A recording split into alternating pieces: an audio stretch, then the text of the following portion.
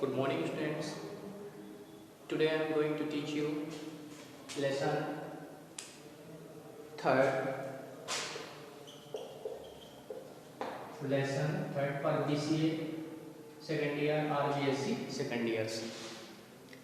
The title is Science in Ancient India. Science प्राचीन भारत में विज्ञान. हमको ये जो चैप्टर है जवाहरलाल नेहरू की प्रसिद्ध पुस्तक हिंदुस्तान की खोज से लिया गया है. किससे लिया गया है? हिंदुस्तान की खोज नामक पुस्तक से लिया गया है. जवाहरलाल नेहरू भारत के प्रथम प्रधानमंत्री रहे. वह राष्ट्रीय कांग्रेस के एक महान नेता रहे तथा उन्हें राष्ट्रीय कार्यकर्ता होने के कारण कम से कम 9 बार जेल जाना पड़ा था. वे महात्मा गांधी के अनन्य भक्त तथा सहायक रहे. उन्होंने अनेक पुस्तकें लिखी है जिनमें हिंदुस्तान की खोज बड़ी ही प्रसिद्ध पुस्तक रही है जिसका अनेक भाषाओं में अनुवाद किया गया. यह पुस्तक उन्होंने 1944 में लिखा था जब उन्हें अहमदाबाद जो गुजरात की जेल में रखा गया अहमदाबाद गुजरात की जेल में रखा गया था. इस पाठ में उन्होंने प्राचीन भारत के कुछ प्रसिद्ध वैज्ञानिकों की खोजों के विषय में बतलाया है. Here is discussions. Ancient India, the study of astronomy merged with astrology. Pursued lot of textbooks on medicines and surgery of the time even thousands of years. सही बात है.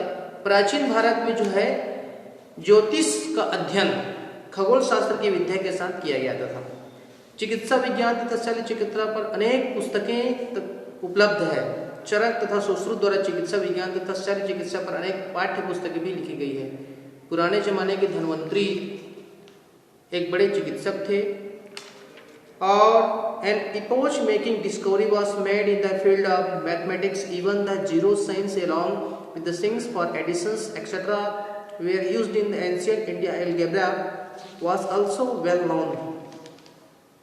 कुछ प्रसिद्ध अस्पताल भी थे जहां पर लगभग सभी प्रकार की बीमारियों का इलाज किया जाता था. सही बात है. अनेक प्रकार की शल्य चिकित्साओं की जाती थी तथा घावों को धुएं से उपचार होता था. प्राचीन काल में बहुत से जानवरों के अस्पताल भी थे. यह शायद बौद्ध धर्म तथा जैन धर्म के प्रभाव के कारण ही था.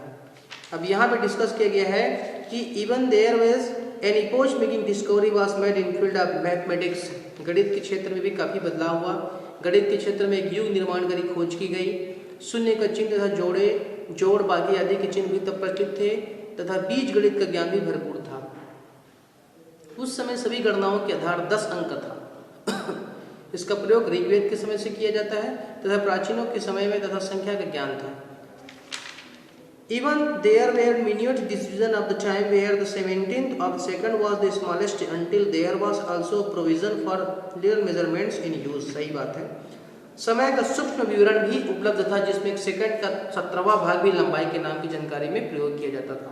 तो इस तरह से ये कहना गलत नहीं होगा कि प्राचीन भारतीयों है ना. अतः डार्विन की खोज पर प्राचीन भारतीयों को कोई आश्चर्य नहीं हुआ था. लोगों को 1000 से अधिक वर्षों के ज्ञान की भी जानकारी हो जाती थी. ये सब मैथमेटिक्स की वजह से ही सब संभव हो सकता था.